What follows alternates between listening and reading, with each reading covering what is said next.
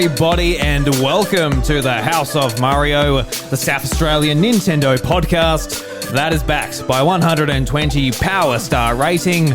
I'm your host, Drew Agnew, and the doors to episode 212 are open. This week on the show, we're going to be talking about 2021, having a look back at Nintendo's games they released on the Switch, as well as a look forward to 2022. And joining me, as always, is Bros DeWitt. Bros, it's good to be back in the podcast chair. Yeah, we're back. Well, the podcast chair. We're on a couch. We're on a couch. I got a bit of a different setup. Yeah, so you have like a really fancy and really admirable desk setup. Actually, that is really clean. I'm very happy with it. Yes. If we can literally just plop this table anywhere. And we can just record from wherever we want. This is actually stupidly comfortable right now. Yeah, we're in my lounge room, so it might be a bit more echoey. I'm not sure how the audio turned out. I'm sure it'll be fine. It's not going to be awful to listen to, but it might be a bit more of an extra echo there. I'm waiting for a window to go into my current spare room, so I've been kicked out. All my shit is all over the house. Yeah. But the nursery has its new window in, so that's the most important thing. That is good. We've got a bit to plonk our kid when it comes here. Yeah, exactly. Yeah, so really much looking forward to that, and yes, it's nice to be here with you again and sort of touch base with our audience again. Yeah, that's right. Yeah, so I just want to first of all apologise for such a long gap between episodes, but it was much needed. There wasn't there's no way I'm going to come in here and be like, "What's up, everybody?" or whatever the hell. Wasn't going to happen. Wasn't in the mood.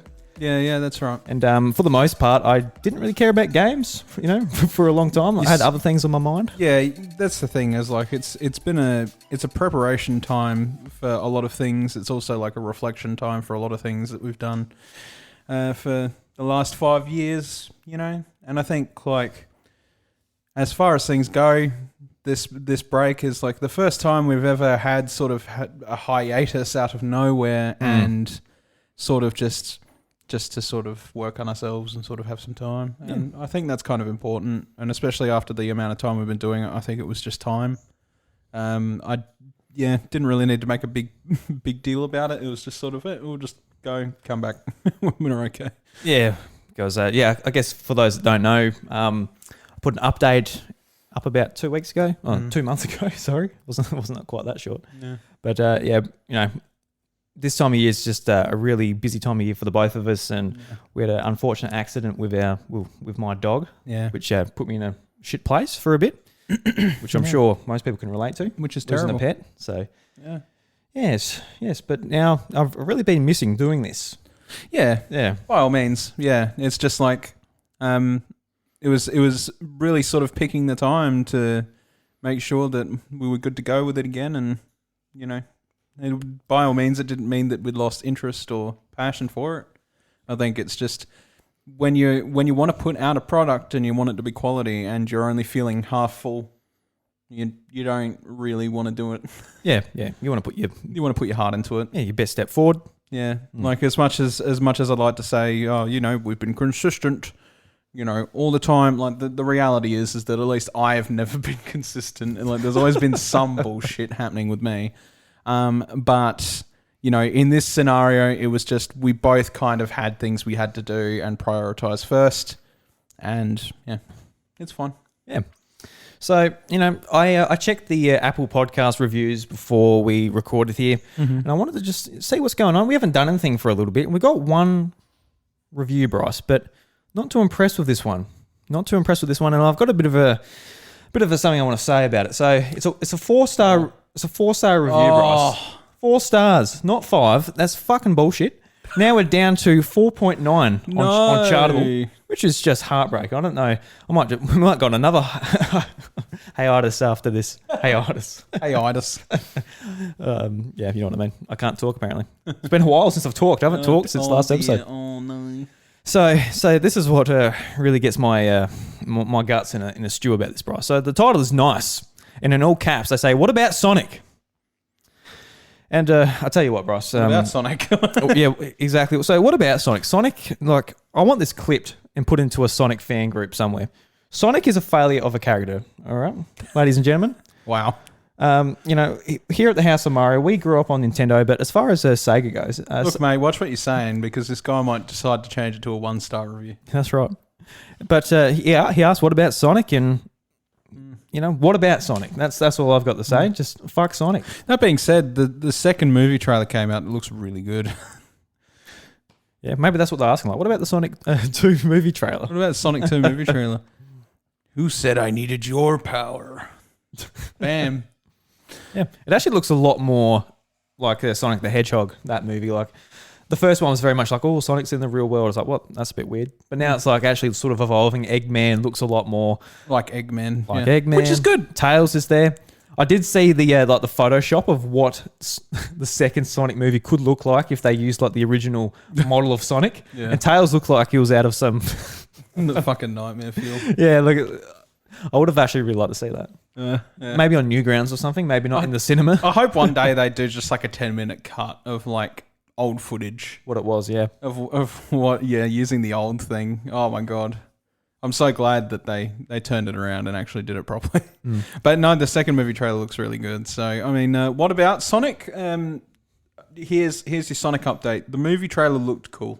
Yep. There you go. Yep. That's your Sonic section for the House of Mario today. And we will talk about it, this year sometime. Yeah, well, I mean, we've already talked about it, and we're like, we're going to have to pull. And Evie does want to go. She does want to go watch it. Fantastic. We've got an excuse. We've got a child to take. We've got a child to take to the movie, so we are in. We are ready to go. One will be far too young. So thank God Bryce has some older ones. Just like, oh, come on, little Biff, you want to come to the Sonic movie? Yeah. So. I don't know. I'm not actually angry. So thank you very much, Easter Bunny 284 for that Apple Podcast review. Oh, Easter Bunny 284. Brilliant. They are from Australia also, so beautiful. Much respect. Maybe just bump it up to a 5-star rating though, because why not? We address Sonic. The movie looks good. We'll go and watch it. That's as far as the games go. So change your review. Yeah. So change it. For goodness sakes. So yeah, beauty.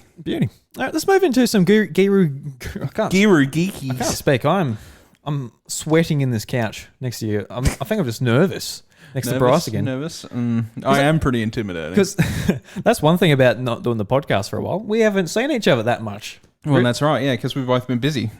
Both been working. It's both been like realistically we're not even that far from each other, but not. It's like times all of a sudden don't line up and sort of stuff like that. And that was like another thing as well. It's just like, when are we going to be able to do the fucking podcast in the situation we're in? And then we're just like, don't push it. But yeah. Anyway, yeah, a Guru Geek Out. Guru Geek Out. So the first one is another movie which I went and saw. So Spider-Man: No Way Home. I absolutely loved it. I can't really say anything about it because it's just filled to the brim of spoilers. As far as like the reasons why I liked it. But absolutely phenomenal. Big Spider-Man fan. Wicked. I'm glad I saw it before COVID went to shit again down here in South Australia. Yeah. So, don't know. You want to go and watch it. Are you still going to go and see it, or what's the plan as far as this movie goes? I probably will. We'll just see what happens in the next few weeks though. Yeah. I think like with the COVID stuff, and for those of you who aren't quite caught up with maybe South Australian news, I suppose. Everyone, you got to because South Australian news, not many people actually talk about it in other states, right? It's not one of those things. It's always about New South Wales or Queensland. But like in South Australia, we're at 2,000 cases a day at the moment. Per capita, we're doing worse than Victoria. It is actually really bad. Mm-hmm. Like if you want to like make a ratio between actual population and cases, we are currently not as bad as New South Wales, definitely not, but we are failing pretty tremendously. And obviously this is like the first time the state's ever really dealt with COVID. And we're all sort of like holding out and hoping that our health system won't fail, because our health system is really not as good as it is in other states. So we kind of just got to hope and pray, I think. Yeah. Yeah. So you'll see when you're going to go and watch Spider-Man. Definitely. Well, that's what I mean, yeah. You'll definitely love it when you see it, though. Yeah. Like, I think the most important thing first is staying safe. But, I mean, if I can go and see it in the movie, I definitely want to go see it in the movie. It's what it is.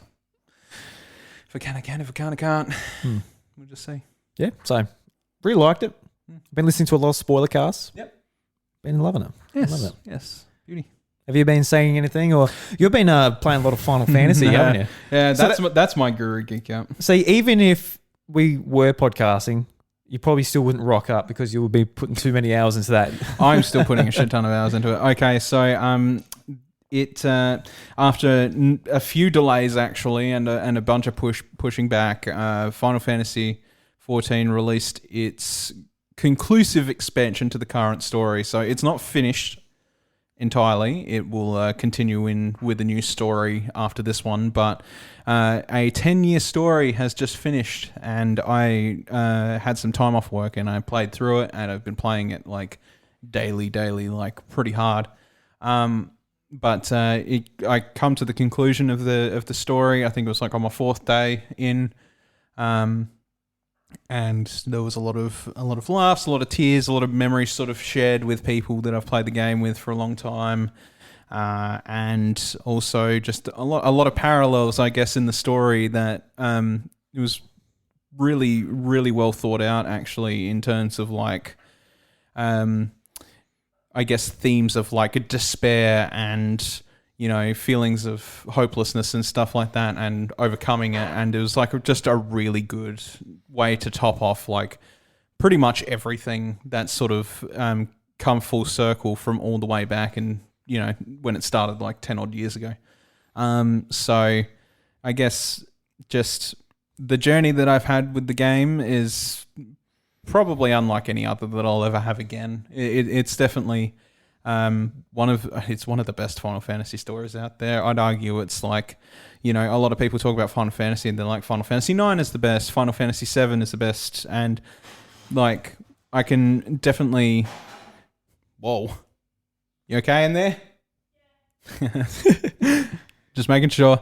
But you know, I think that this one personally is probably it's really fighting for top spot in terms of Final Fantasy stories. Like personally, my favorite Final Fantasy story is 4. I love Final Fantasy 4. Everything about Final Fantasy 4. It's always been my favorite. Then followed by 3, I would say. But yeah, without going too further into detail, I suppose it is just. I think it's very much a 100% top contender, and if my words don't convince enough how good it is, I suppose you'd only have to look at my playtime in Endwalker since it released. I think my playtime in Endwalker is about 300 plus. 300 now? I think so. So I was talking to you a couple of days ago. You said 200. Did you put 100 hours in since then? I rethought about it. I like in the first few weeks alone, I was playing so much a day. I was playing so much. It was like, in the first couple of weeks, I would have easily done 120 to 150. Wow. I'm impressed. It's been about a month. So I could be nearly 300. So, but yeah, I guess the reason it's my Guru Geek Out is not so much because it's the new thing that was exciting to play and I was so hyped for it or anything, but it was the end of a long journey that I shared with a huge community and made plenty of friends along the way that I'll have for a lifetime. And while it's not the end for the game and that they've already started planning out the next 10 years, it's definitely been one of the strongest journeys I've ever had. So, yeah. Beautiful, because you've been waiting for that expansion all year, really excited for it.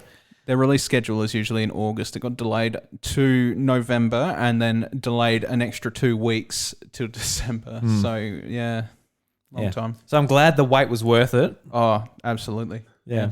Because you're always saying about it. And it does pique my interest to give this game a go. Mm-hmm. It's just, you know, growing up on the farm, not having internet, online gaming is not ingrained in me like it is with you. No, it's not. Yeah. Like I always used to go to your place and you're like, oh, what are you doing? Oh, I'm playing RuneScape, or, you know, you're always interacting online, whether it's Call of Duty or whatever. Yeah. And I really wish I had that like more ingrained in me, where it's just like I just don't think about it.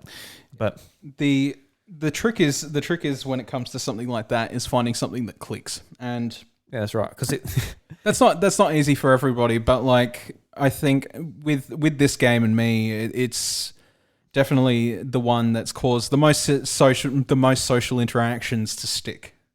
So like I've known a lot of people in the game for the entire time I've been playing it, and I've always kept up with them, always checked in, always said, "G'day, how you going?" And I'm not talking like, oh, I have like 2 or 3 friends in this game I play. I'm talking like I've got 20 to 30 people that I socially interact with that I still say hello to and stuff like that. Like it's not a small amount of people. It is quite a big amount of people. Yeah, so that's like there's a lot more reason to turn on the game just to talk to people, let alone do story modes or and like do some quests. Especially in like the last 2 years, how great of an example has it been that you can be isolated but still not be alone, right? And that's what it's been about. And I think that's kind of like the most important thing about it. Yeah. So yeah, it's been a magical journey with a lot of lovely people that I know. The people that do listen to the podcast from time to time, because I know that there's some of you that have popped in and listened to it before. You know exactly who you are. Thank you so much for the journey, and I'll see you in game. Yeah, beautiful. See you in PvP. Gonna kick your ass. Not the game's strong point, I'll tell you that much. But I'm still having fun. Yeah, is there PvP? There is, but it's considered pretty meh in terms of like compared to World of Warcraft, which is much more not even balanced, but it's just better in PvP. But even though the PvP is not as good as it is in World of Warcraft or whatever, I've been playing my roulette once a day and doing my daily challenges and stuff. It's been good. Yeah, fun. Very cool. Yeah. All right, and we got one last Guru Geek out, which is I'm going to highlight a member from our Discord community. So Amelia recently went through a transition from male to female, and just want to highlight that because it's it is a very tough thing to do for someone, especially in high school. Yeah, I know how I felt in high school. Yeah, whereas like you don't know what's going on or whatever with just I don't know, even basic sort of social things you're going through. Yeah, that's right. And I mean, like Amelia, or as people know Amelia as Undead in the Discord, made a post, and it was very open, and in that state as well. Like obviously, it's a very brave thing to do. It's a very vulnerable time for most people who are going through that kind of thing, and I'm glad that she chose to share that with us, and yeah, I'm very happy. So thank you for sharing it with us, Amelia, and we hope that the journey will be as smooth as it can possibly get. Yeah, because I can imagine for like parents and friends or whatever, like it is a big change, and hopefully they just try their best to understand it and that's right, embrace the person you want to be.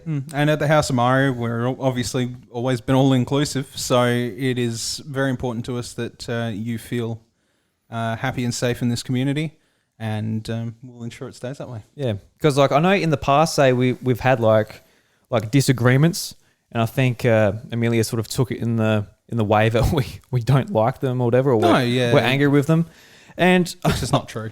I wanted to address that on the show too, because that's definitely not the case. Yeah. People that we love, even Bryce and I. Yeah. Even like me and Chantel or whatever, we have discussions, and we don't have to see eye to eye all the time. No, that's and right. That can happen online too. But I understand when it's just online and you're mainly interacting through text and stuff. Yeah. A lot of it can be in your own head as well. And I'm not saying that like it's her problem, but I'm saying that I do that. You do that. You definitely. I do that to. I definitely do that to a fault. So friends of mine, like in the podcast community, or whatever, I'm like, I've done something wrong. They don't like me. Yeah, that's right. There's something wrong, but I think 95% of the time that's not the case. Yeah. Maybe it is somewhere. I don't know.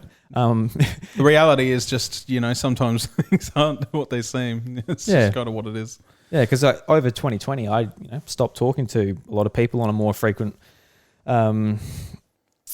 sort of basis. Yeah. And, I want to correct that next year. Yeah, I'd love to. Sort of, talk to more of our friends again, because I think we just sort of went silent, because there was a bit of stuff in our, friend circle that, went the shit. Yeah, right. But I don't think we had much to do with that. But no, but it did sort of... I guess any sort of thing like that is going to create a rift of some kind, right? And I think like we have always tried to remain away from that kind of thing because it's more of a space we go to for positiveness, not, negative things. And of course, yeah. So we kind of just try to stay out of it as much as we can. And, the situations we've been through, it sucks, but we don't hold anything against anyone or whatever. We just want to be friends with people and just, enjoy our time through our community that we've been involved in and stuff like that. And I think that is, I think I speak for the both of us when I say that. Yeah, I think it's just what we want. Yeah, definitely. Yeah. We just want to be friends with people, man. That's what it is. I'm not interested in going too much further into it. Yeah, because Amelia posted a couple of times like, hey, I still feel, a bit isolated about that incident. So no, don't worry about it. No, yeah. If you're listening to this, yeah, definitely no hard feelings. It was a very we all go very simple thing, especially when we were that young too. Like we were the same. Oh, trust me. Well, Bryce and I were talking about this the other day. Every now and again, when I go on Facebook, I don't post statuses on Facebook. So every time it wants to remind me of a memory or something, it's from 2012. 2012, my last year at high school. So it was all before then. And every now and again, I'm like posting something like, oh, hey guys, I want to change my Xbox Live gamer tag. What should I change it to? Should I change it to XXX this? And I was like, oh my God, that's so cringe. Or I say something which is trying to be witty and funny, which is just and it's not cringe. And you're like, nah, see you later. Yep. Yeah. Every day I see it now and I'm just like, all right, what's on my memories today so I can delete some. I'm like, oh. And there's just like all these, even like going into darker things, like with like depression and shit like that, and me posting my feelings online. I'm like, man, no, that doesn't need to be in the public eye. See you later, like with me feeling depressed or what have you, or like, oh, fuck life, or like, and I'm like, man, no. Yeah. And it is just what it is. We've all been through it, and we all sort of have used online before as like an outlet, and I think it can be healthy in the right situations, but there's definitely situations where you're just like, whatever. But I think growing up as a kid online, I've just learned that everybody goes through it, and it's important to know that it's like what you said before. It's definitely not as bad as it actually seems, and most of the way you feel is definitely probably just the way you're currently feeling and not the way other people are feeling. So if you have any grievances with us, anybody, it doesn't matter who it is, trust me. Well, it might matter who it is. Well, you know what I mean? Like it's best you just like bring it up with us and we'll just sort of address it and we'll be completely honest. Honestly, that is the main important thing. Is honesty is 100% the best policy, and I don't believe in sort of like being like, we're cool, and then just being behind everybody's back, just being like, fucking.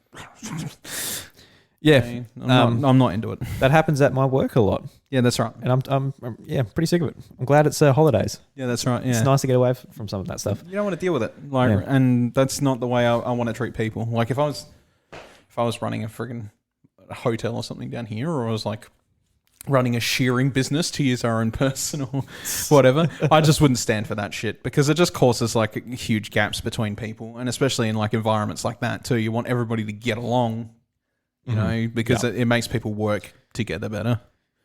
Yeah, so there'd be no gaps for that shit. So even though I'm not like a proprietor of a building or the head of a shearing company, like I just don't want it in my own communities.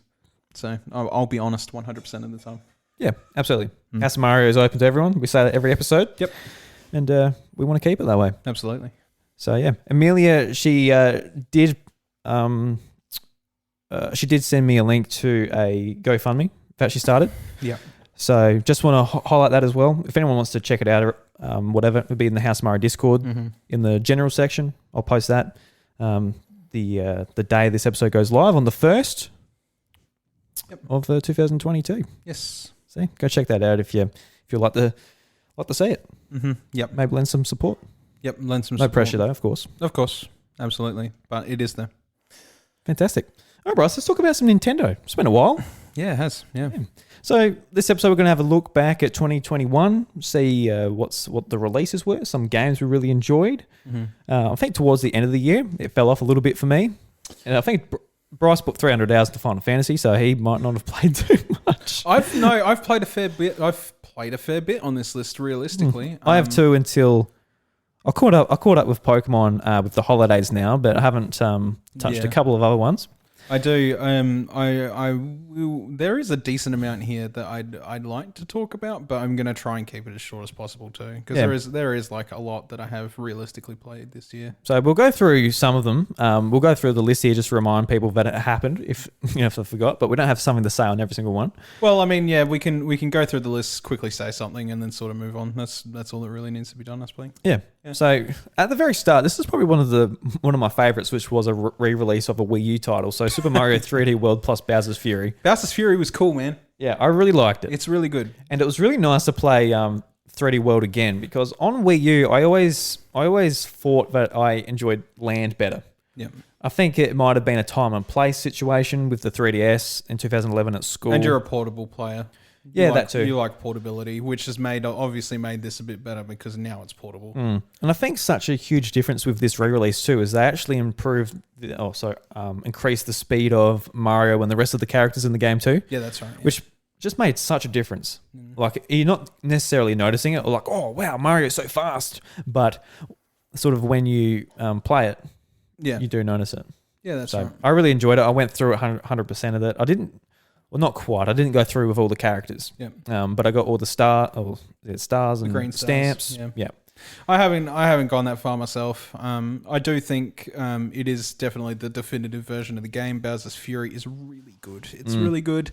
I'm not, for people that know me, and especially through this podcast, they know that 3D World isn't my favorite fucking Mario game ever.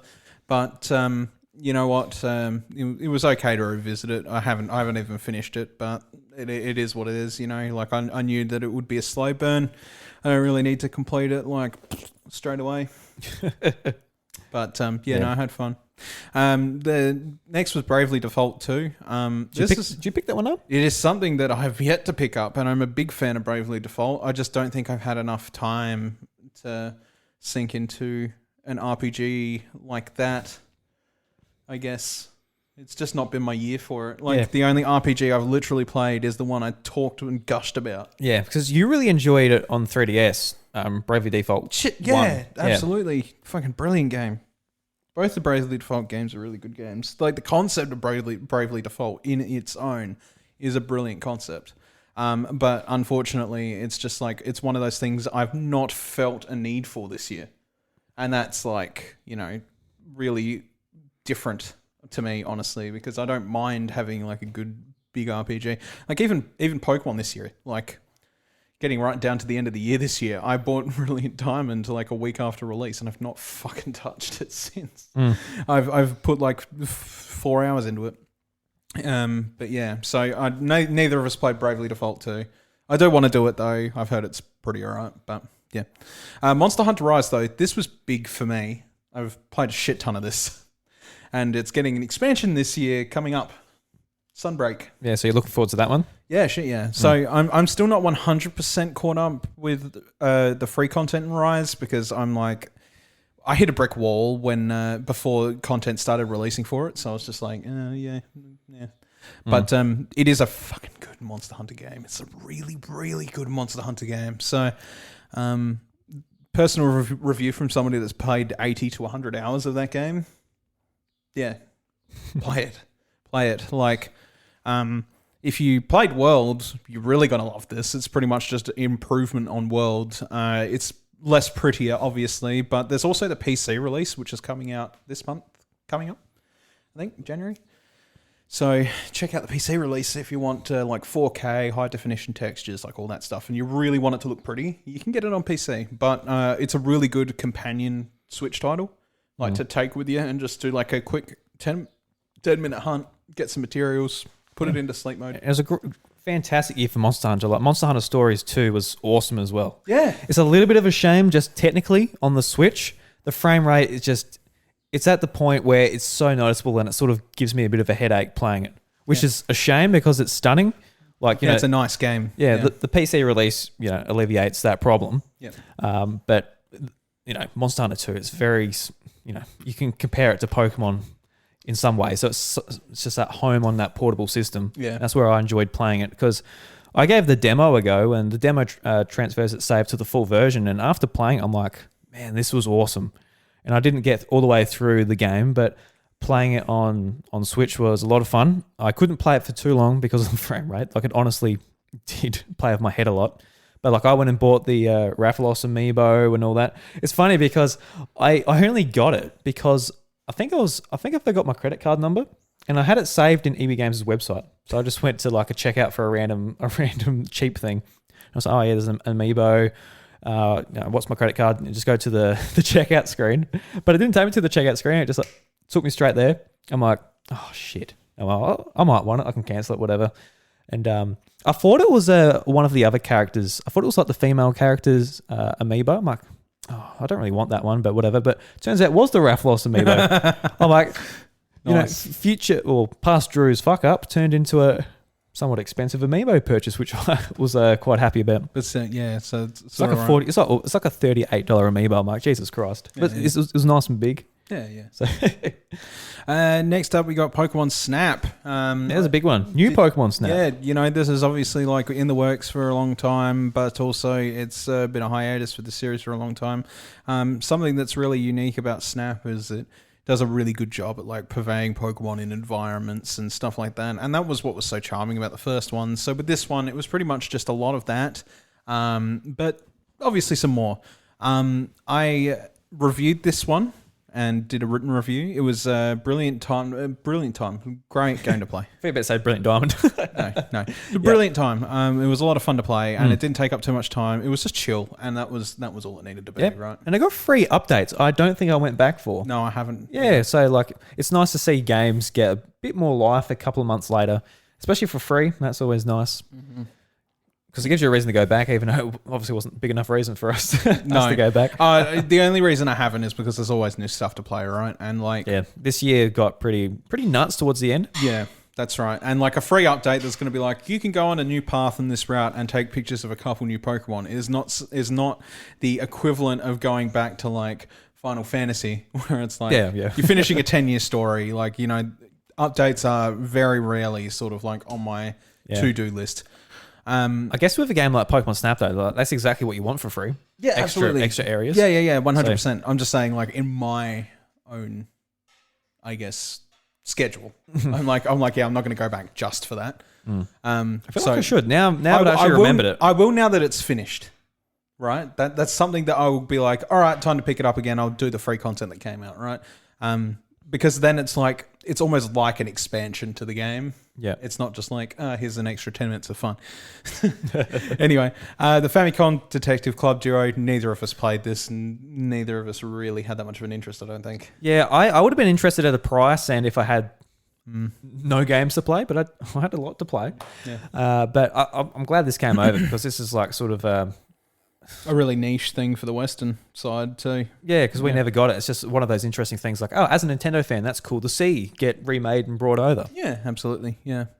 We got Miitopia there, which we didn't have too much of a thought about, but Delfino Durians in the Discord definitely did and said that we should definitely give it a crack. I'll be honest, she sold me on this. I was in Big W. I'm like, I saw it for $50. I'm like, yeah, why not? I'm not even a physical collector, but there I am buying Miitopia physically.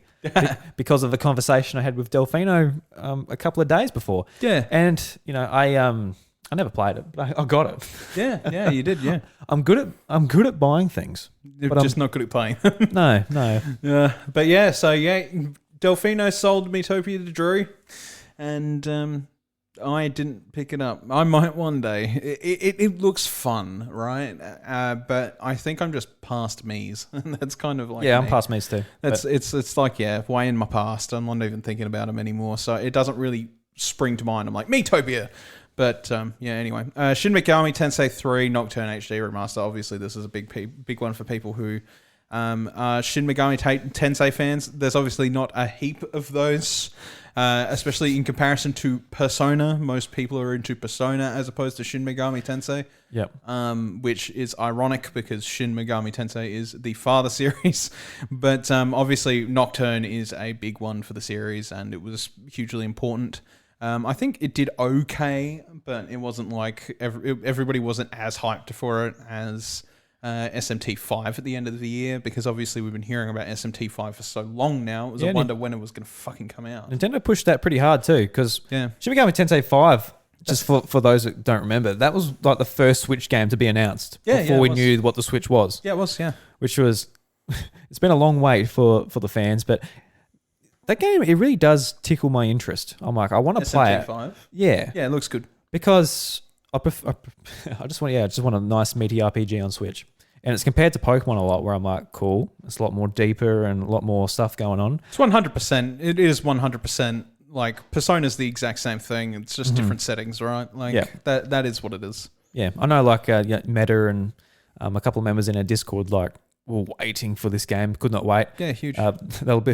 They'll wonder what they were going to do with Shin Megami Tensei 5 coming out on the 12th, whereas Pokemon comes out the 19th. It's like, oh no, got to divide my time up a little bit. All right, let's try to push through some of these. Game Builder Garage, how much did you play? A little bit. I mucked around with it a little bit. I played about 5 to 10 hours and made a level for my level with my daughter and wrote a review on it. It's really nice, and some of the stuff that people make in Game Builder Garage is absolutely crazy. Yeah, that's where a lot of my a lot of fun I had with the game is watching YouTube content on the game. Somebody built 3 full levels of Super Hot. Yeah, which is nuts. That is crazy to me. How? Anyway, yeah, it's crazy how much of a toolkit it actually is. I do hope that one day, maybe if they're making a Game Builder Garage 2, they give them a lot more tools to play with, because you could do some crazy things with it, right? There's heaps you could do with Game Builder Garage. People were making 3D games. People were making 2D games. People were just like, having a lot of fun. And these tools work really well, like Super Mario Maker 2's World Builder. That was also fairly successful as well. A lot of people just like having those tools. So, yeah. Obviously, we've talked about Monster Hunter Stories. We won't go too far back into that. A big release this year was Skyward Sword HD. This is a conversation we've had coming for a long time, and I still do want to have like a full discussion about it with Ash when he has the opportunity. Yeah, so our friend Ash, he played through it for the first time with this re-release. We played it back in 2011 when it came out on Wii. With our nice gold controllers. We'll ball in that holiday for sure. Yeah, we were, We were hanging from our chains like friggin' Little Wayne. Golden Wiimotes. Just nunchuck around our neck, just like having it as bling. Yeah. So we will eventually have this full discussion on this game. Obviously, it's going to be a long time coming before it actually is ready, but I do want to have that Skyward Sword session. I did say that it was going to be like the last session where I'm going to be stupidly critical of a game in probably a negative way. Not that Skyward Sword HD isn't the best version, because it definitely is. But yeah, obviously I have my own hang-ups about Skyward Sword, and it'd be good and interesting to see from us two who had played it in the past as compared to somebody who has only just played it now in the best possible conditions. Yeah, I guess just as a bit of a tease for that episode, had your opinion of the game changed with this re-release? Had it addressed any problems that you had, or do you feel pretty similar to how you felt after finishing it in 2011? No, look, it made the experience shorter, which inevitably made the experience a little bit better, because the problem with Skyward Sword is it drags far too much in a very monotonous way, right? So because of the way sort of like the quality of life changes and the option to not use motion controls and stuff like that and just use button controls, it just made the experience faster, which makes it a much tighter experience, which is what Skyward Sword needs to be for something that's so linear. Yeah. Right? Whereas the original was like 40 to 50 hours. You're just like, fuck's sake, this is going way too long. I finished it in like 28 to 30 this time around. I'm like, this is a much better experience, right? Does that mean it's fixed all my problems? Fuck no. It still has its problems, but yeah. Obviously, it was a big thing this year, and I think it was a lot better. I am nervous if someone's like, oh look, I want to get into Zelda. I got 2 choices on Switch. Obviously, 3 choices: Breath of the Wild, Link's Awakening, and Skyward Sword.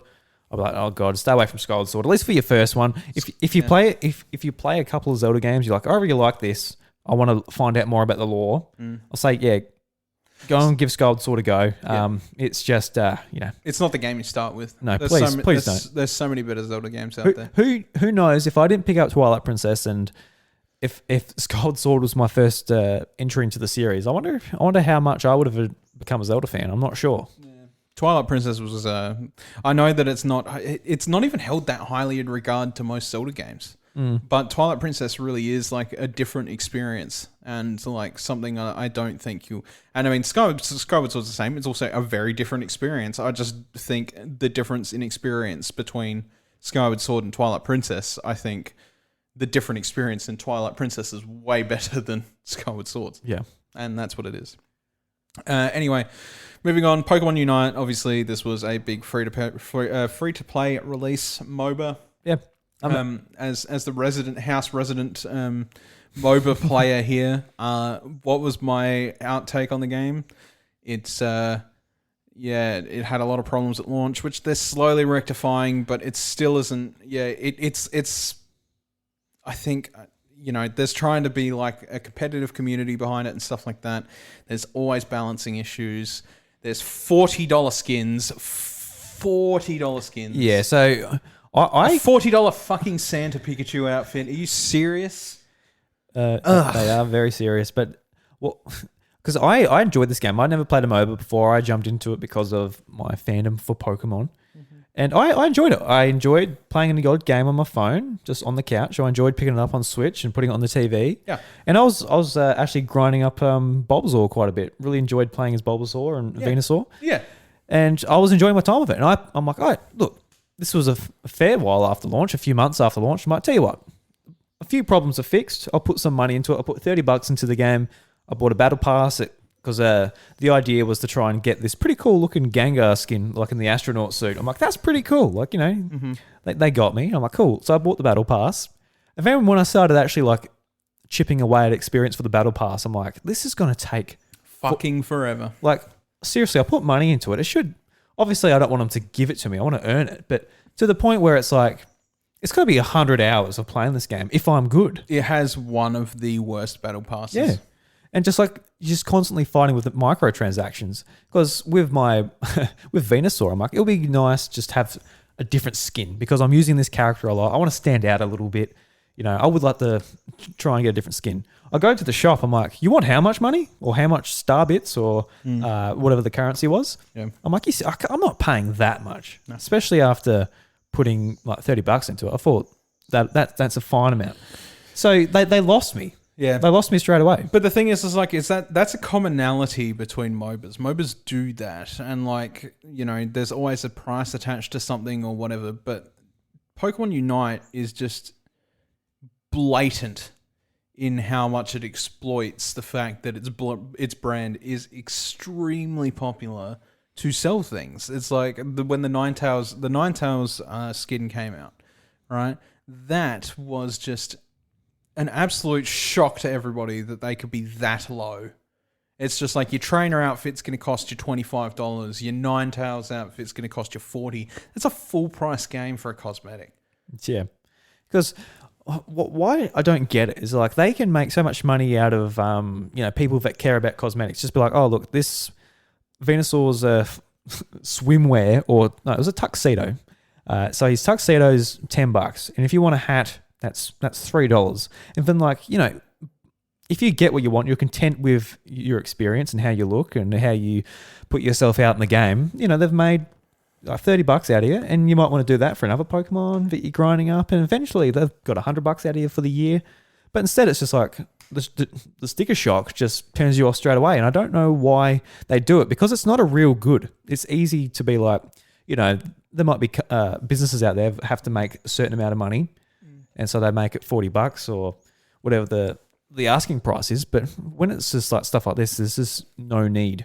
It's just it's annoying because I would have liked to keep playing. If Pokemon were real, If Pokemon were real and you went out into... They are. If you went out into the wild, you caught an Alolan Ninetales. Yes. I would bet that you would be able to dress that Alolan Ninetales for cheaper than you could buy a digital cosmetic for it. Yeah, no joke. You can go to Spotlight. How fucking ridiculous. Jesus Christ. Well, it's hard to believe, but Jesus, that's the way you've got to look at it, ladies and gentlemen. Jesus. Well, I'll tell you what. Let's put that to... That'll make a great YouTube video. So we'll get your dog Dutch over here. Like, can we dress Dutch up like a Ninetales cheaper than buying the cosmetic in Pokemon Unite? Jesus Christ, that'd be a great video. That'd be awesome. Totally do that. Okay. What is Ninetales' skin, by the way? The Yukata one. All right, so we've got to put Dutch in one of them. Yukata, yeah. Oh, yeah, we could easily do that. Even just a... Just go on Shein or like fucking... Don't have to make it, yeah. No, yeah, you just go on Shein or something like that, man, and just like get like a kimono or something, and then just like literally it's like $15 and just put it around the dog. Jesus. You better get like a specific German Shepherd costume as well, probably. Shit, yes, you would. For cheap.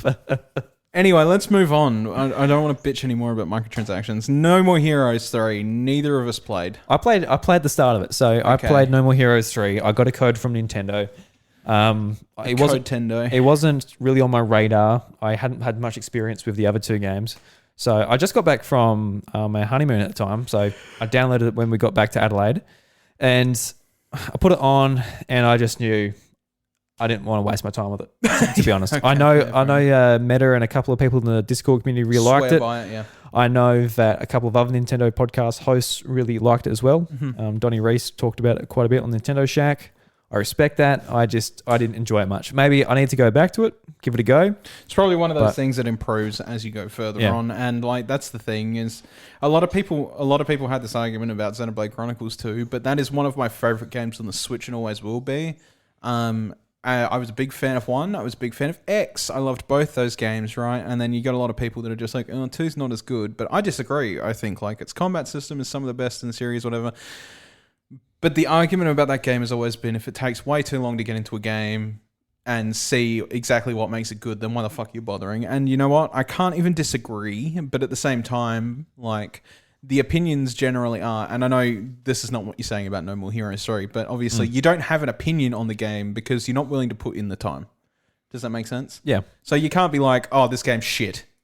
Because you're not, you haven't experienced the same thing other people have done. I'm not even going to say that it's not worth like the listener's time. Yeah, that's right. But it certainly... For you, it wasn't at the time. Like that doesn't necessarily mean that you're talking about it as a generalization. Yeah, because personally for me, like... when I was away, I was playing like a lot of indie titles. Just before I went away, there was a really awesome indie direct, and I just like loaded up on indie games on the way, and I was just playing them. I was enjoying them a lot more than like a full price game. So yeah, exactly. That's where I was spending my time. Pokemon Evolutions, which is a web series, come out. I've watched a few of these. Haven't watched all of them. They're pretty good, but they're also just another. What was it? Like the shorts, like another like shorts 6 minutes, thing. Right, cool. But just turn it into an actual anime. Just stop giving us shorts. It's kind of boring. Like it's just give us an actual anime series. It's based just a on the tease, games, like you did with the fucking Pokemon. The red and blue episodes. Pokemon Generations. Yeah. Do that, but with all generations of Pokemon and turn it into one singular series, 4 episodes per region. That'd be a lot of fun. Yeah, give these animation studios some work. Yeah. Just give them some work. You've got the fucking money, Pokemon Company. Just do it. It's been a tough year for Pokemon. Yeah, shut up. 2020 wasn't very good for Pokemon cards. And WarioWare Get It Together. WarioWare Get It Together was a great game. Yeah, so this was probably the most excited we were all year for like an announcement at E3. Yeah. Like, WarioWare's finally here. And we played it a fair bit, but we sort of dropped it pretty quick as well. Well, the thing is like, I recommend it as a WarioWare game. I think it is a fantastic WarioWare game and a cool way to experience WarioWare. But and I reviewed this one too. But most people are like, hey, how was WarioWare? I'm just like, great. But if you are only just getting into WarioWare, your first game should be Smooth Moves.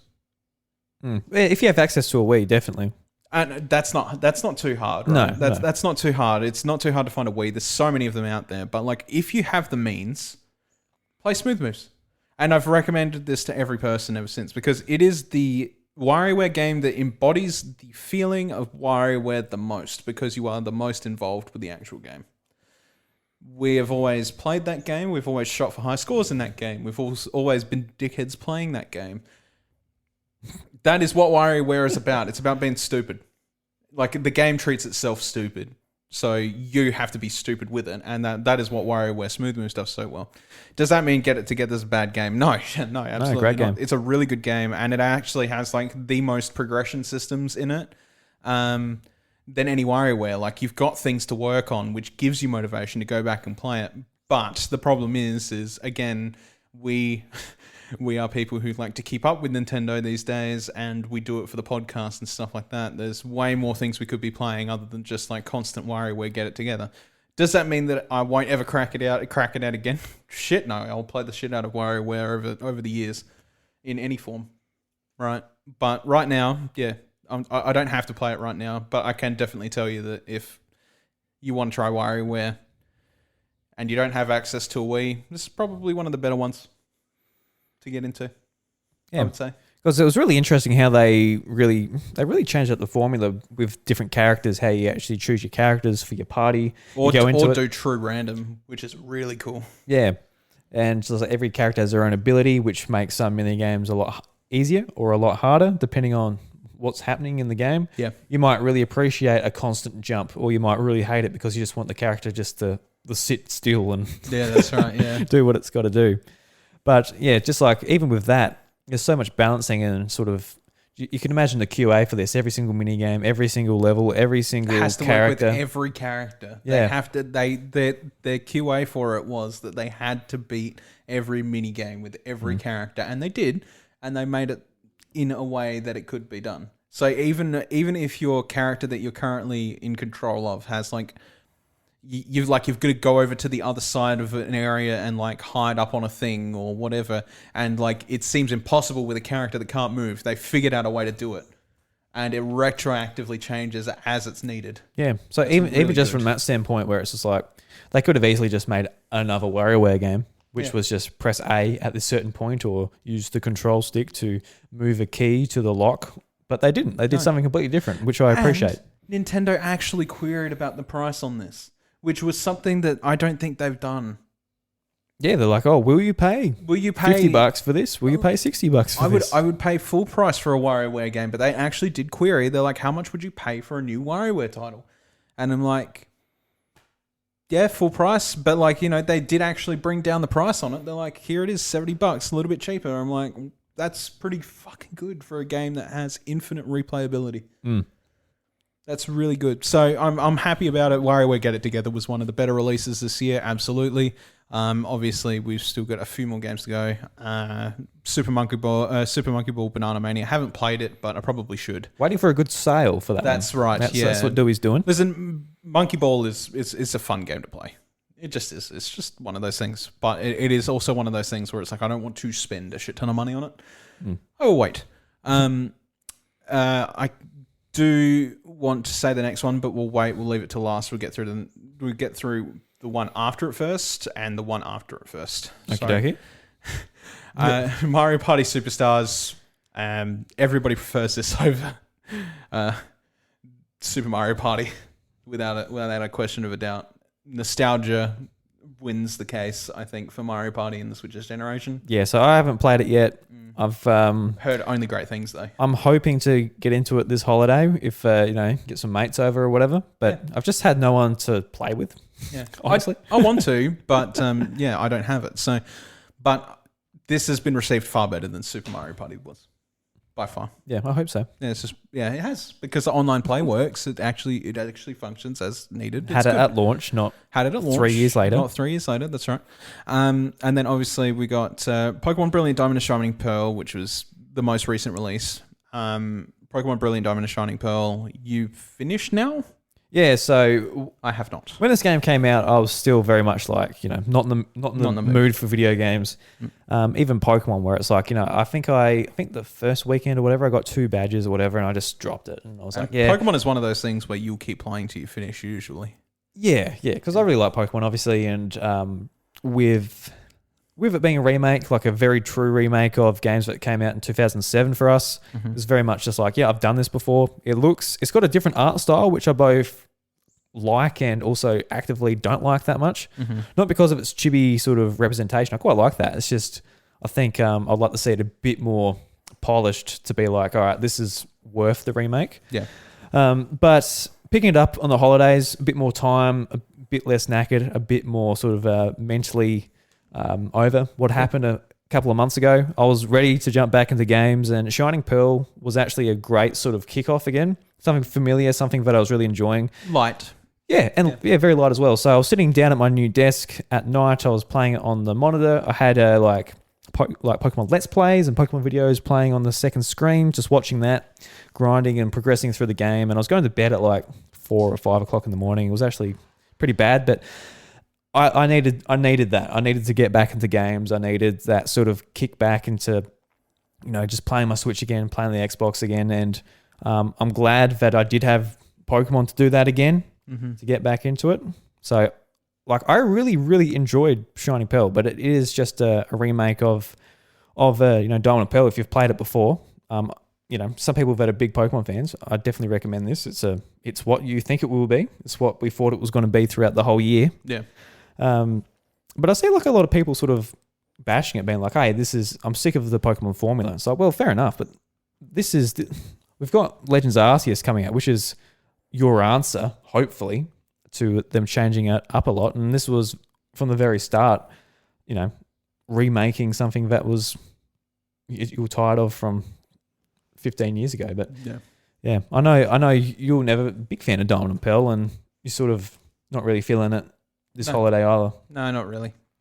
I'll get through it, but it's one of those things where it's like, I have it because it's one of those games that are good for collection purposes when it comes to actual Pokemon. Yeah.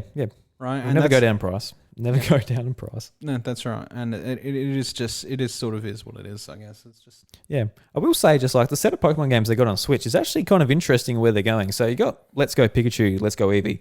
That's maybe for someone who's really young or someone who's never played games before, but they are interested in the Pokemon universe. Yeah. You can give it to them. It's super basic, no hold items, no abilities. Just go through the game, enjoy yourself, do whatever. Pretty basic. Then you got this, which is the step up. So you got hold items and abilities back. You got normal wild battles, no Pokemon Go mechanics. So it's sort of that next step. If they're a bit more familiar with games, they can play this. It is more of a traditional Pokemon game. Yeah. Then they can go to Sword and Shield, which is a little bit more open, a little bit more of a story. You got Dynamax and Gigantamax sort of in there, so a few more mechanics. Has good competitive. Yeah, great competitive. Bit more of a post game and stuff to do there. So that's the next step up. Then you got Legends Arceus coming out, which is the verdict's out on that one. We obviously don't know at the start of this month, but I'm really looking forward to it. Hopefully, it will turn out to be something people will enjoy. I think it's just at the very basics, just me running around, completing the Pokedex, which has like a lot of tasks to do for every single Pokemon. So you've got to literally stalk them and see them use specific moves and catch all the different genders and actually put together the first Sinnoh Pokedex, which is pretty cool. So I'm going to enjoy that just from that standpoint there. But yeah. Chantel's nodding her head over there, being like, yes, it's very interesting. Very interesting, yes. Chantel, you looking forward to Legends Arceus? Yeah. Fantastic. Beautiful. Yeah. All right, last one. The reason I left this till last, obviously, because it is undoubtedly, without any question, obviously, the biggest release for Nintendo this year, and that is Metroid Dread. Biggest release of this year, definitely. Yeah, I mean, especially looking at this list now, it definitely is. Yeah, actually, we missed Mario Golf. We did miss Mario Golf, but we're not going to talk about that. So let's move on. For a reason, yeah. Well, look. Okay, one sentence. It was fine. There was content updates, but it was underwhelming. Okay. Yeah, it was lacking majorly. It was lacking. Yep. Now, Metroid Dread. One of the biggest games of the year in general, let alone for biggest game for Nintendo in a year. Probably going to be the best performing Metroid of all time at this stage. Oh yeah, easily. And it is 100% like I played through this game. I've always had a real bad problem with 2D Metroids, huge problem, and that is that I would get lost. They would feel a little bit clunky for me. Couldn't really sort of whatever. And it was tough for me to get through them. And in fact, to the point where I never did. I've finished 3D Metroids, never finished a 2D Metroid. This one I finished, and I actually felt compelled to finish. It plays extremely well. There is a lot of tricks and nuances. Samus moves really fluently. The fact that you have full 3D aiming movement as opposed to like a clock movement for your aiming and stuff like that. Just everything about this game is really smooth. And honestly, when we're talking about games of the year, like actual full games and not just like, talking about expansions for like Final Fantasy, this is probably my game of the year. Honestly, this was probably my game of the year. It is absolutely incredible. I can't wait to see when Nintendo puts out the quarterly report with this in it to see how many sales it made. Because most people that I've talked to have felt pretty strongly about this game, saying that it's very good. Yeah, I quite enjoyed it as well. I still haven't finished it. I dropped it the weekend that shit happened. So I dropped it there, and I've sort of haven't gotten back to it. I'm planning on getting back to it now that I've sort of kicked it back off with Pokemon. Yep. I've got to finish. I'm not too far away. I'm actually pretty close, but yeah, I found like a lot of the bosses are pretty challenging. It's not an easy game, which is good. Yeah. I know like a lot of articles at the time were like, "Oh, this game's too hard." I'm like, "Oh, no, just get through it, man. Just it's not that hard, Jesus." Like, once you learn the sort of the patterns of the bosses and that, it's not too bad. There was the last one that I versed. I was like, yeah, like I was at night time and I was like, "You gotta be bloody kidding me!" Like I'm actually like actively, I'm like, I got to play this game on the dock because might break my Switch. I'd rather break my Pro Controller than the Switch. See, I didn't have that problem. I felt like personally, I knew that it was my fault if I was fucking up and stuff like that. And obviously, I was angry at myself. Don't get me wrong about that. I think, but like I would get to that point where I would actually feel more compelled to try and beat it, if that makes sense. Yeah, you're like, no, you're not beating me, game. And the thing is, it's like it is one of those things where it's like a boss can be beaten a million different ways, and you can do them like, especially as you get more of your toolkit and stuff like that. And like sometimes bosses are easier than what they seem, and you've just actually been doing them the wrong way or whatever. Yeah, that last boss I was talking about, I actually can't quite remember what it looked like, but I remember just what it was doing, and I beat it in like a minute. I'm like, you gotta be fucking kidding me. Yeah, because you were doing it wrong, and then you did it right. Like, I mean, I wasn't doing it wrong, but it was hitting me too much, and whatever. I wasn't dodging enough, but. Yeah. But like my idea was there, I just had to pull it off, and then it just happened. Like I'm like, that took like 50 seconds. You got to be kidding me. I actually do want to. I do want to play this game again real soon. I think my first playthrough was like something like 8 hours. Yeah, something like that, and it was like 40% finished. Yeah, like for completion aspect. Yeah, and I think I'm similar to you. Like I've never been a massive Metroid fan. I like the characters in the universe mainly because of Smash Brothers. But I hadn't played through. I don't think I've played them all, but I haven't like played and beat any of them yet. So I'm hoping to make Dread my first when I actually get back to it. Yep. So yeah, and it was the only game from Nintendo that's was considered for a Game of the Year award as well. Yeah, that's true. Yeah, which is like it kind of sums up sort of maybe. How well? I think it sums up just Nintendo's releases this year, but there was nothing massive, but Metroid's at the top of this year. But as far as like big games, there wasn't like a whole lot. Pokemon was a remake, and Mario was a re-release at the start of the year. Yep. So Metroid actually is good because it had that time to shine. Because 2D Metroid needs it because we want more of it.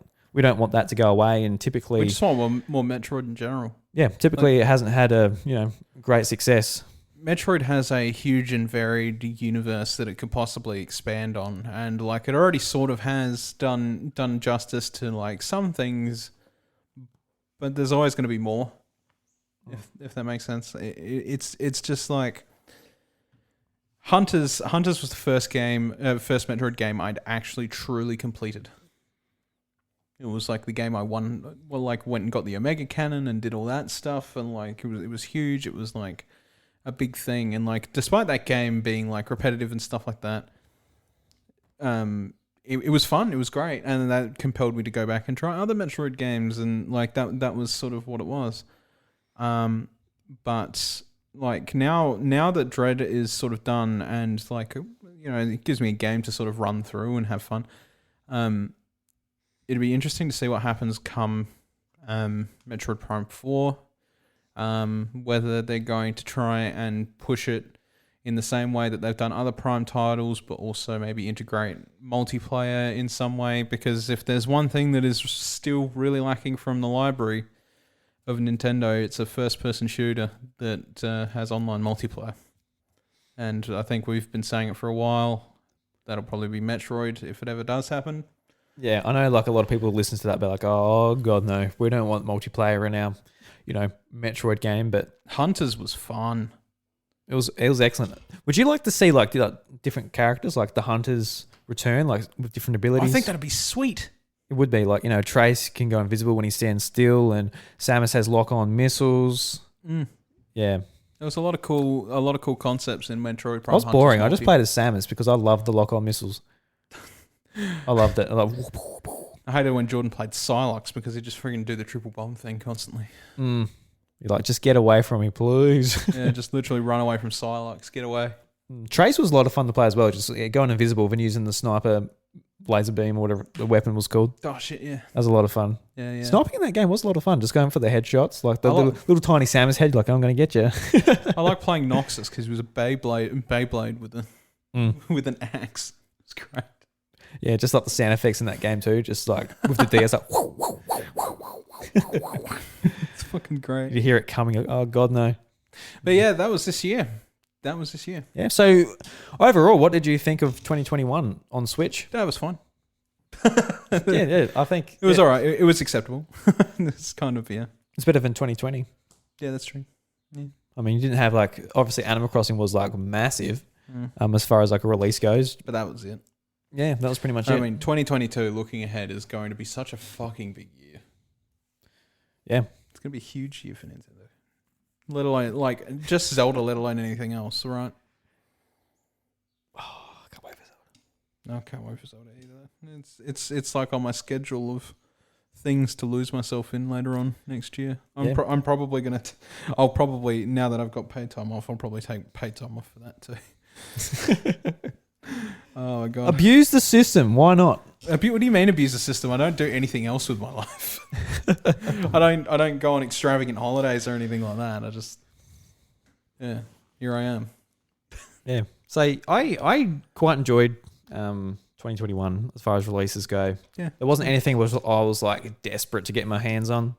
I was looking forward to Pokemon coming out. I was looking forward to WarioWare, but there wasn't like the massive game like next year where there's a few of them where I'm like, ooh. Yes. Splatoon 3. Yeah, I'm looking forward to that. Pokemon Legends Arceus, like right at the start of the year. Something to note as well for like last year as well, that like, we got our first Nintendo Direct in a long time, which was nice. And we actually got a couple of them. I think they were all good. I think the only disappointing moment for me in 2021 was the reveal of like the Nintendo 64 expansion pack add-on price. Yeah. That was the bit was sort of soured me, and at the time I was just like, and they're not great ports either. Like they're not unacceptable. They're still playable, but they're not the best, and that is not. Yeah, especially that's not good enough. Especially if you follow like the homebrew and emulator on PC sort of community. It's just like, they're pointing out what they're doing and what they're doing wrong. You're like, surely they can fix that. But I think, it was a year sort of just full of, sort of bad news from Activision, from Ubisoft. God, that's still ongoing. There's a lot of turmoil sort of just on the business side of things from a lot of the big publishers. And I think a lot of it too, and even like recently for me trying to get back into it, was just like you're sort of over it. You don't want to be giving money to some of these companies. Yep. And like for me personally, like with the recent sort of more information that came out of Activision, I'm like, all right, I'm not buying an Activision game. I'm not either. No. And as far as like even Ubisoft, I was really interested in Riders Republic. It was on sale for like $40 already. I'm like, no, I'm not going to get it. Like with Ubisoft either, which is kind of comes up in a bit of a dilemma for me because Ubisoft is the publisher for Mario Plus Rabbids 2 in 2022. Yeah, that's right. So like, will I be picking that up? I probably... Depends. Yeah. Depends on whether things get changed and rectified before then. Yeah, and it's a hard thing because it is pretty much a Nintendo game, but it's not. Like, it's disguised. And that's really noticeable when Mario Plus Rabbids is like 80% off on the eShop. You're like, oh yeah, this isn't a Nintendo game. It's Ubisoft. Yeah, and they can just slash the price on it. But yeah, I guess that was sort of my my downside to that, which I think was a lot of people's. Yeah, absolutely. Well, how about before we go into what we're thinking about for 2022, we talk about some of these things that popped up in the Discord. Go for it, my man. Okay, so Drew put out a little notice in the Discord saying we're going to be recording today, and that if anybody had anything to ask or sort of just pop in whatsoever, they could. So they could. We got a few little responses here. So I'll read them out and we'll sort of just address them real quick as we can and sort of go through it. So the first one to reply was Mettadox. He said, "Woo, can't wait. I'd like to hear what you boys thought about the Game Awards, specifically It Takes Two winning Game of the Year, as well as thoughts on Brilliant Diamond Shining Pearl and how the Legends Arceus news we've gotten so far is shaping up." Well, first off, I think Legends Arceus news, I think it all looks pretty good, and I think like Hisui and Voltorb is just awesome. Oh, and just stuff like that. Like every little bit of tidbit of news is nice, and I think like the thing is with the game is that when it releases, there probably is going to be problems. I'm just expecting it at this point. Oh, yeah, well. But the news is keeping me pretty happy, and I'm actually probably a little bit more excited than I was for Sword and Shield when it comes to things like this, because there isn't as much negative press out there, just like right in the beginning. Yeah, well, yeah, that was really hard to sort of balance your excitement with your critical eye / the community being in turmoil, with negativity. Yeah, absolutely. But I guess BDSP we've already talked about, but Legends Arceus news, I think it's looking great. Yeah, I am too. Do you think so too? Yeah, I think so as well. What did you think about the Game Awards? So I didn't watch them. I caught up on YouTube. I listened to podcasts discussing it. For 4 hours full of ads, I wasn't going to waste my time. Because it airs like 11 o'clock during the day. I was at work, not going to bother about it. I was listening to it throughout the day in my AirPods. Yeah, that's what I did. Yeah. So I wasn't that interested necessarily because I didn't have a game or developer I was rooting for necessarily. Yeah. Like in 2017, that was a lot of fun being like, come on, Breath of the Wild. We want you to win it because we love that game. We think you deserve it. Yeah. It was a comeback for Nintendo, coming back from irrelevance. Real shit. Yeah. So that that year always stands out for me because we had like a bit of a stake in it. Being like, come on, we want you to come back and whatever. But this year I didn't really enjoy any game to the point where I'm like, that needs to win. Yeah. Maybe like Forza Horizon 5, which got looked over so much in the Game Awards and that's right. Stuff like that. But yeah, I didn't really worry too much. I think it's great that It Takes Two won. Yeah, but It Takes Two won. I think I didn't get around to playing that game because I've got no friends for co-op. Yeah. No offense, Bryce. Would you play that with me? Listen, like I think it's great that if you buy one copy, you instantly get a phantom copy to give to somebody else. And it's on Game Pass. We've got no excuse, really. That's right. But like right now, I don't really feel like playing a game about divorce with my best friend. That's not... Yeah, well, yeah. That's the thing too. Like I could wrangle up Chantel, but it's kind of the theme kind of neglects that pretty big.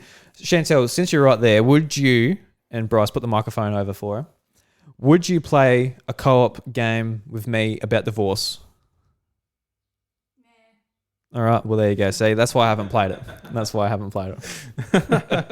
So I'm glad it won, though, because just like the Game Award tradition of, what was his name again?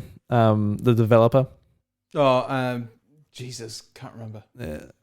I forgot his name. His name escapes me, but yeah, of him coming out. Yeah, just coming out and being like the tradition and actually winning Game of the Year. Yeah, good on him. And amongst all those games, I think that was the most unique. Yeah, absolutely. Yeah, yep. So I think that was good for him. Fantastic.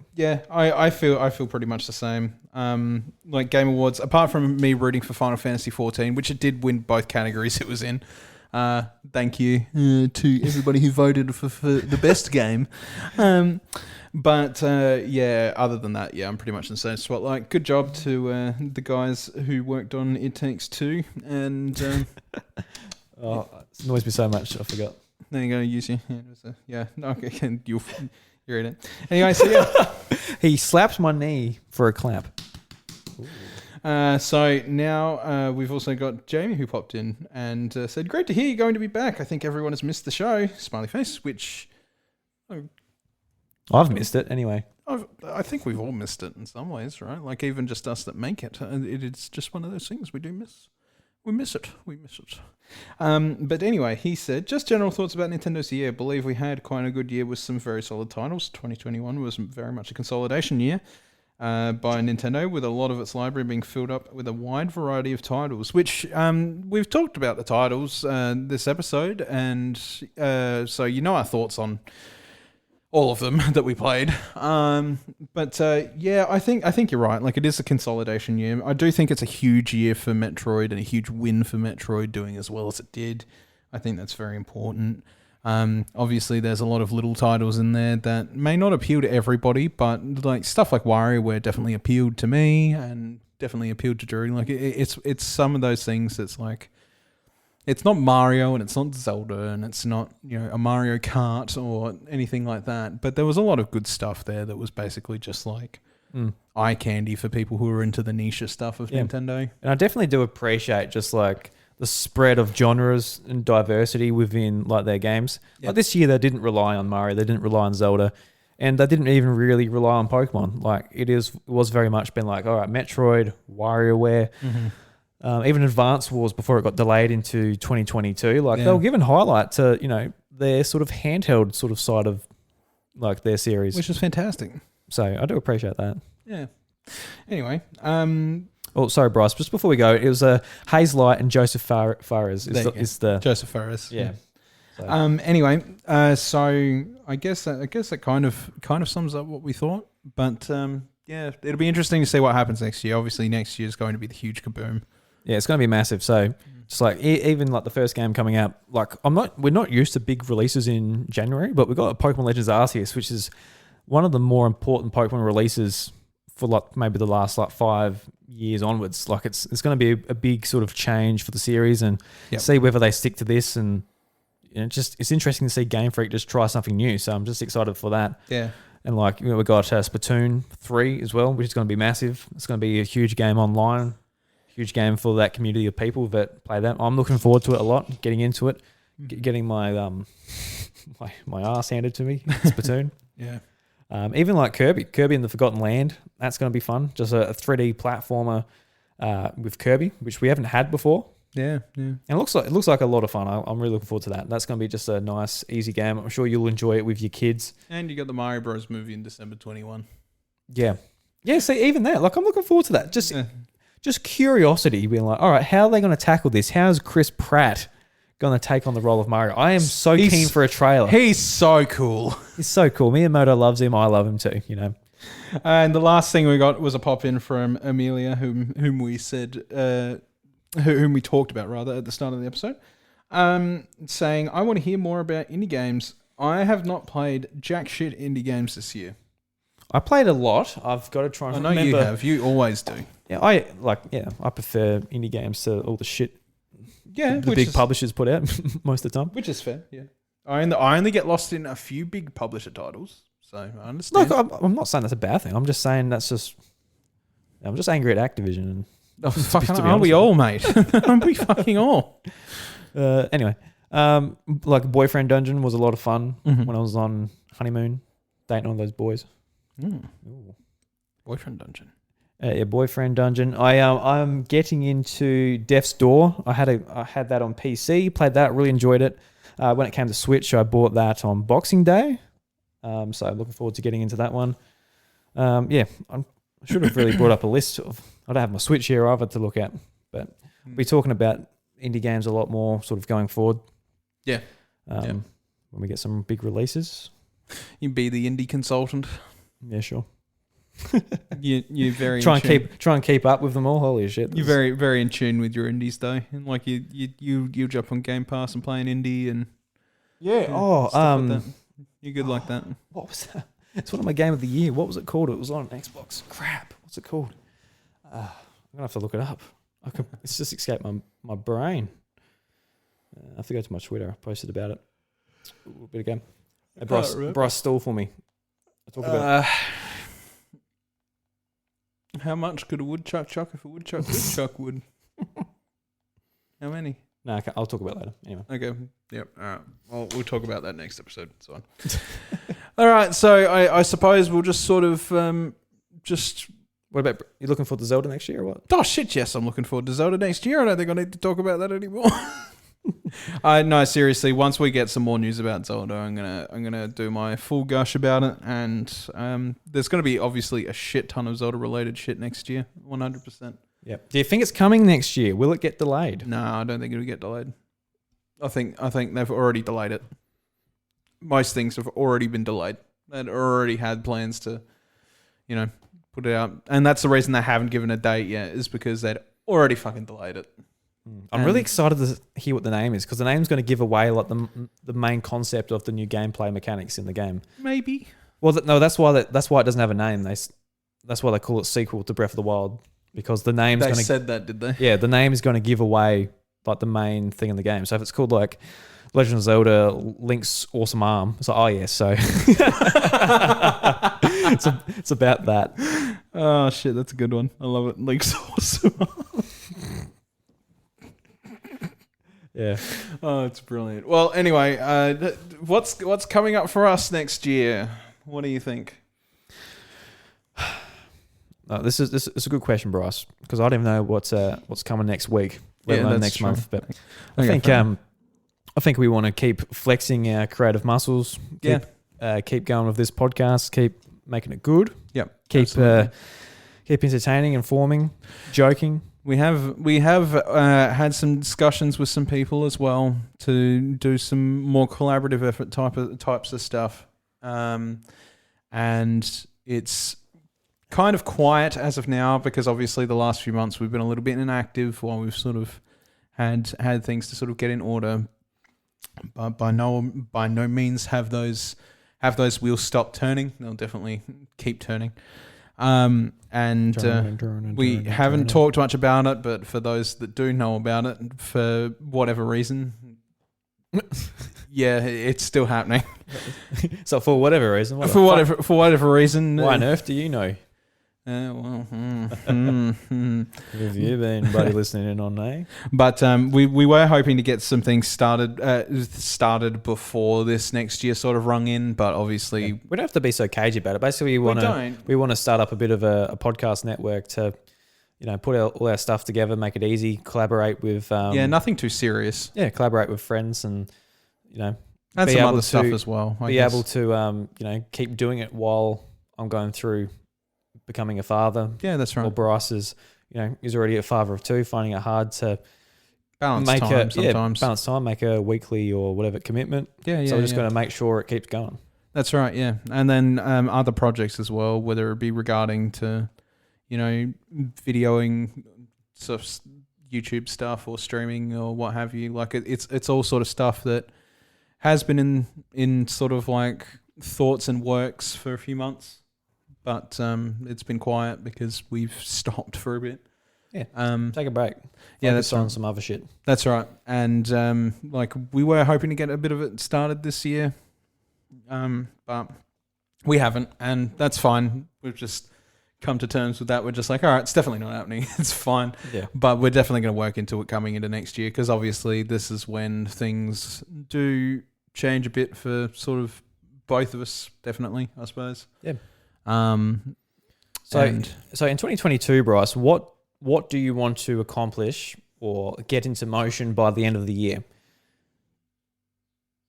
just I guess it's a New Year's resolutions almost. I guess community is all I really care about, and I think like that was the thought process behind this stuff that we're currently talking about. Anyway, was that we were going to be sort of having a little bit of a community type thing where we sort of lift each other up and, you know, it just help one another. Yeah.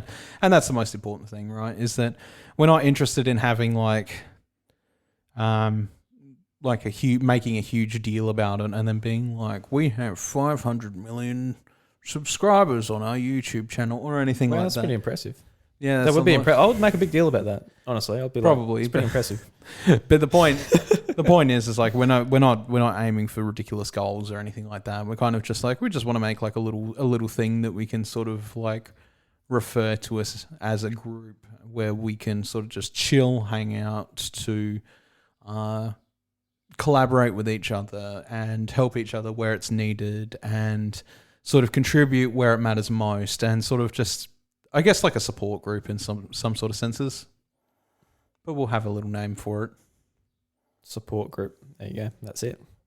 Jesus. Now it would just sound like an AA meeting. Yeah. Anyway. Ring us on this number. You get to the support group. But that's the goal, I think, is like by the end of next year is to have something like that that's just nice and small and comfy and, yeah. Comfy like the couch. Try and keep the podcast going at a consistent rate and see how we go. Yeah. No, hopefully that's up sooner than later, but who knows? Our schedule got thrown right off. It has, but we'll figure it out. Don't even fucking worry about it. Like, we can't. Yeah, there's no point. Yeah, I'm worried about a couple of other things. There's way more things to be worried about before that. Jesus Christ. Anyway, I think that brings us to the end. That does. Everyone, thank you very much for joining us back at the House of Mario for episode 212. If you want to follow us on social media and all that, keep up with the show. Say like, hey, where did those cheeky boys go? I think the Discord is the best place for that. There's an invite for that in the show notes. Go and check that out. Join our Discord. Talk with us. Have some fun. I think, honestly, you know, posting on Twitter and all that, I'm just like, I'm over it. I don't care about it. I never really cared about it before, but even just for the podcast, we don't get much traffic from Twitter or whatever. I hate doing it, so I haven't been doing it. No. But you can follow us. We do some things online on Twitter. We talk through the account. At the House of Mario. You can just follow it just to make us feel good. We talk through the account, you know? Yeah. I mean, yeah, I post stuff on Twitter, but it is what it is. It's a good place to interact with us. Yeah. It is what it is. Like, I'm just being honest here, everyone. That's I'm not massive into social media. Like, you know, you should post more. Maybe some engagement with Instagram. You know, but I just don't care. No, it's okay. I've never been one to care about social media. I spend a lot of time reading it more than I should. That's right. Maybe I should do something else. Yeah, play a video game. Oh no, I can't do that. Oh, shit. I thought that'd work. Obviously not. Anyway, guys, we'll see you later. Take it easy.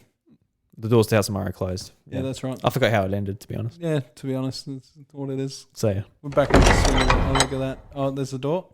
Beautiful. What's the next? You just listened to the House of Mario, a South Australian Nintendo podcast. Be sure to follow this is a podcast? On Twitter, leave an apparently. Apple Podcasts review, and join the Discord server to be a part of the community. A big thank you to these legends who support the show on Patreon at the producer level: Alex Harding, Sam Hay, and Deejaayy. If you would also like your name in the credits, head over to patreon.com/iDrewby and choose the tier that works for you. Until next time, we hope your day is 120 Power Star rated.